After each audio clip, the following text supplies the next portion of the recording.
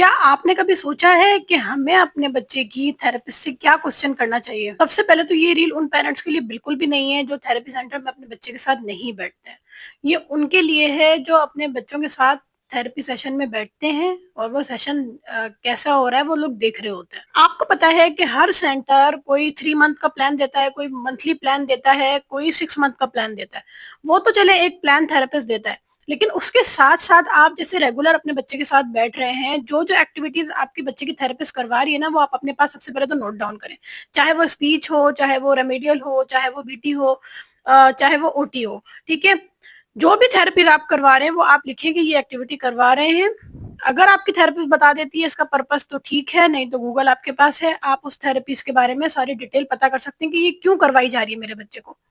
दूसरी चीज़ ये कि आप अलग से रजिस्टर बना लें, स्पीच का अलग, ओटी का अलग, बीटी का अलग। इस तरह से ये होगा कि देखें जब आप थेरेपी सेंटर जा रहे हैं, आप पैसा भी दे रहे हैं ना, आपने घर में भी अपने बच्चे के साथ काम करना है, तो आपके पास ना वो सब कुछ लिखा होना चाहिए। ये दिन था, ये डेट थी, आज ये एक्टिविटीज़ हुई और मुझे घर में करवानी है। फिर थेरेपिस्ट से आपने सबसे पहले ये पूछना है कि मुझे घर में क्या काम करना है? आप ये भी पूछ सकते हैं कि जो जैसे ओटी में कुछ ऐसी चीज़ें होती हैं जो घर में नहीं अवेलेबल होती है, उसका अल्टरनेट हम घर में क्या कर सकते हैं? आप ये भी पूछ सकते हैं और सेशन के एंड में आप ये पूछ सकते हैं घर में मुझे क्या करना है? दूसरा क्वेश्चन आप ये कर सकते हैं कि क्या चीज़ आपको घर में नहीं करनी है? ऐसी चीज़ जो बच्चे के साथ अवॉइड करनी है या घर में कोई ऐसा बिहेवियर बच्चे ने दिखाया है एक्टिविटी करवाते हुए जो वो सेंटर में नहीं दिखाता, तो वो भी आपने डिस्कस करना है। तीसरी चीज़ ये होती है कि आप देख रहे हैं 3 महीने गुज़र गए, 4 महीने गुज़र गए और कोई इम्प्रूवमेंट नहीं आ रही, तो आपको पूछना चाहिए। आपको पूछना चाहिए कि क्या हमें अप्रोच चेंज करनी चाहिए? आप थेरेपिस्ट से ये बात बोलें, क्या ये चीज़ वर्क नहीं कर रही, हमें इसकी अप्रोच चेंज करनी चाहिए।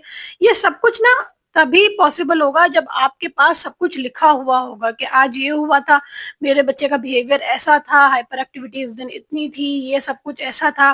फिर हमने ये काम करवाया, इससे फ़र्क पड़ा या नहीं पड़ा, ये आपको पता होगा ना, तो फिर ही आप थेरेपिस्ट से पूछ सकते हैं कि भई 3 महीने में इतनी इम्प्रूवमेंट आई या इम्प्रूवमेंट नहीं आई। अगर नहीं आई तो फिर अप्रोच चेंज करने का पूछ सकते हैं।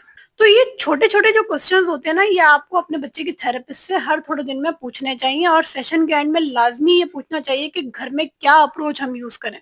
ये बात ना मुझे खुद एक दफ़ा अहमद की थेरेपिस्ट ने बताई थी कि आप लोग आते हैं, ज़ाहिर है आप लोग अपना टाइम भी लगा रहे हैं, एनर्जी भी लगा रहे हैं, पैसा भी लगा रहे हैं थेरेपीज़ में, तो आपको अपने पास लिखना चाहिए। आपके पास स्पीच का अलग रजिस्टर होना चाहिए, ओटी का अलग होना चाहिए, कॉपी या कुछ भी है, ऐसी चीज़ जिसमें सब कुछ सेव हो, जब-जब आप सेशन लें आपको पता हो मैंने ये काम करवाया था, फिर घर में जो करवाया वो भी लिखें और जो प्रॉब्लम्स आई वो भी लिखें।